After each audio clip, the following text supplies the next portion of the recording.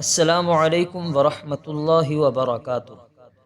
9 اور 10 محرم الحرام کا پاورفل وظیفہ۔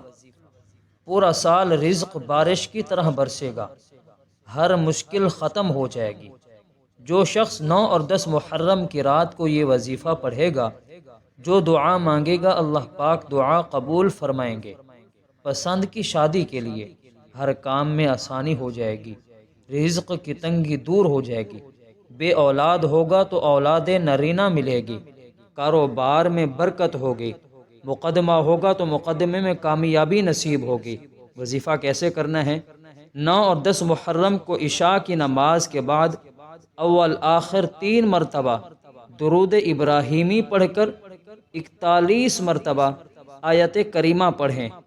آیت کریمہ یہ ہے: لا الہ الا انت سبحانک انی کنت من الظالمین۔ یہ پڑھ کر دعا مانگیں، انشاءاللہ آپ کا ہر کام ہو جائے گا۔ جزاک اللہ۔